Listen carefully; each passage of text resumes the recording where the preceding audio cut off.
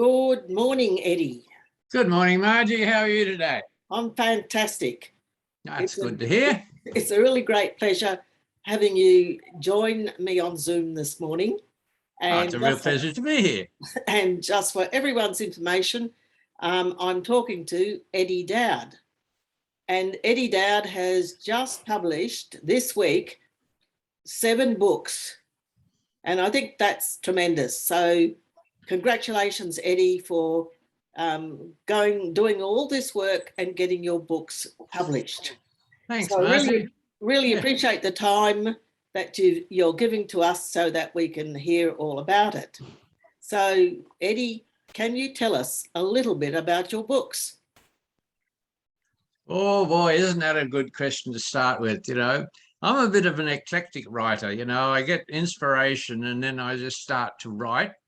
And if I'm boring myself, then I stop writing that book and it gets put to the side. So yeah, I write about a range of topics, and all the time they're very much of interest to me. So I've been a social worker for, I don't know, 40, 50 years. And the main area I worked in was with disadvantage, and particularly child abuse. And so there's hardly a story that comes out that doesn't include one of those topics. Okay, Eddie, how did you go about publishing your books? Well, I have this friend of mine, she's named Margie Hill, and she showed me how to be able to get published. And she runs this brilliant project about how to get published in your book. She's got a official title, I got here somewhere. Fast self-publishing online. And yeah, I've been wanting to get published for a long time.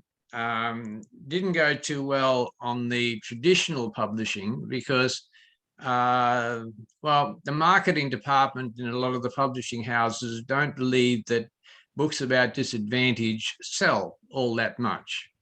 And so I tended to kind of not push too much down that line, and I've always wanted to be able to publish it myself. So with the advent of Kindle, which I started around about 2006, I started dribbling some stuff up there. But more recently, I've decided it's time to put all of the books up there. And there's about, I don't know, between 40 and 50 of them that I'm in the way of doing. So these 7 that I just put up this week, that's the beginning of a long line. Oh, that's fantastic, Eddie. Now, I know that you have been part of the How to Become a Self-Published Author program. Yes, it was a privilege to be on it. Did it help you at all? Well, I would not have those books up there if it wasn't for that program, because there's so many pitfalls. People think, okay, you're going to write a book. Isn't that wonderful? Sit down, write it. Well, that accounts for around about 10% maybe of the work that's required to get a book published. And it doesn't matter whether you're talking traditional or whether you're talking self-publishing. There's an awful lot of work that's got to be done beyond that. And that's where the course that you run is just invaluable. You've got all those things that you need to know about after you've written the book. And so, yeah, it's wouldn't have got it done. So thank you very much. Okay, Eddie, what do you believe was the most challenging thing about doing your writing and doing this publishing journey?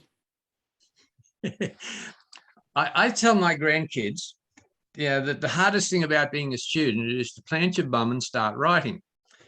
And well, it applies to anything along this type of a line. If you're going to write a book, then write it. Don't just talk about it. And so the most challenging part for me was to stop life getting in the way. I've had a rather privileged life, but not in the way some people will interpret that. I managed to damage my spine quite seriously in 1966. And since then, I've lived for 12 years in a wheelchair and a few other things like that. And these things, and it was mainly because of pain. And you ended up with putting off things that you really want to do until that overwhelming desire to actually get pen on paper, or in this case, tippy tapping on the keyboard, that took over, and that became more important than anything else. So the greatest challenge I had was not letting life get in the way. I don't think that's much different to anyone else, but the successful writer is the one that doesn't. Probably a very common problem for all of us writers is how to get that focus and have the discipline to do it when life has that tendency to keep knocking on your door and distracting you. So exactly right. Exactly right. So the 7 that I put out this week, I've got 4 more on the slipway now. So I was up at 2:30 this morning and doing the graphics for the cover of one of them. And yeah, so when the bug bites, there's not much way of getting around it. It's going to be there. And that's when you really know that you're a writer, that you won't let anything else stop you. So with the preparation of your manuscripts, how did you go about the editing and the formatting? Okay.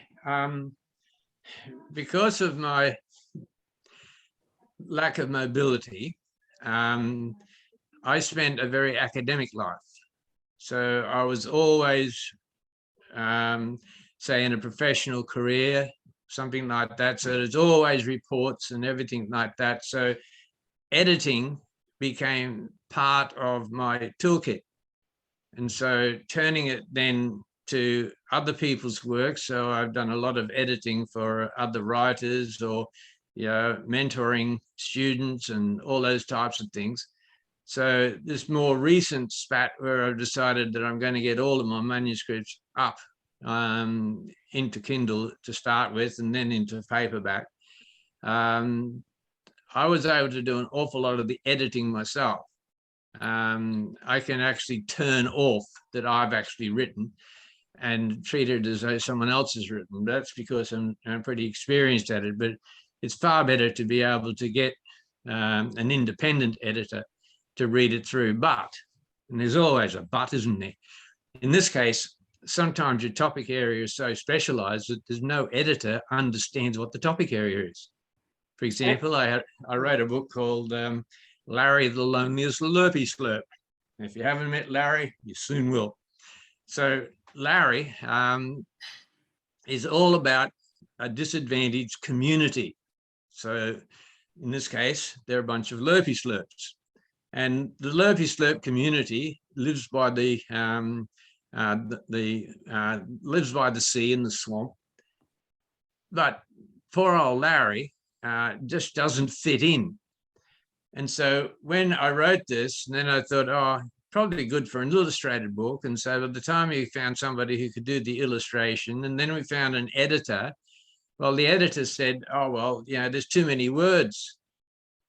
So she cut out over half of the words without any idea at all that written into that format is a way for people who are isolated to get the confidence not to be isolated.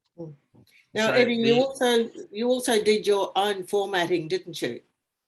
The formatting of the for the ebook, the ebooks. Yes. And you also did your own covers. I did all of the covers except one. Right. So when you go onto the net, you'll see the one. It looks much better. So in all, getting all these 7 books ready for publication, it must have cost you about zilch. Very close to zilch, yes. Very close to zilch. Yeah, the one that got done professionally was a Christmas present, so right. It still cost me zilch. And then when you when you went through the process of actually publishing the book onto Kindle, how long did that process take for each book? Okay, the first one took roughly, I don't know, maybe half an hour, perhaps 3/4 of an hour. After that, it was under 15 minutes because I knew what to do and how to do it. and most of it was twiddling my thumbs while I was waiting for it to download. Yes. So before you can preview it. The great thing about self-publishing on Kindle is that it's actually very fast to do and relatively easy working through the process. Absolutely painless. Yeah. Yeah. So, well, Eddie, you know, I think your story is an inspiration to all the others in the group, and it's exciting to know that, you know, you just got to take action to get your books prepared, and then to put them onto Amazon. It only takes really a matter of minutes, and then they get reviewed and approved by Amazon itself, and then they're in the big wide Amazon marketplace. So, Eddie, that's right. Before we finish off today, can you just tell everybody how they can go about acquiring your ebooks? Right. So all you need to do is to go on to amazon.com or amazon.com.au if you live in Australia, and look for Eddie Dowd. That's spelled E-D-D-I-E, D-O-W-D. And the books come up. And then you'll find that there's other books there like Twin Locked, which is one that I'm actually going to rewrite, but it's up there in its full glory at the moment. And that's a 230,000 word brick. If there was a magnum opus, that's it for me. It's a great story, because that's what I write. I write stories. I'm not writing about disability. I start with, that's the scene that I'm writing about, and then write a story. So the rest of it is, you know, that's what you read. And I've had people read it, and they say that they couldn't put it down. And I can understand that. I've read it too. I've read it. Yeah, you have. That's right. Yeah. And so, but the 7 that I've just written up there, they're reasonably obvious. So, there's one there I rather like the name. You'll hate it because they're fictional, aren't they? They're all fiction. I write fiction. Right. Yes. Yeah.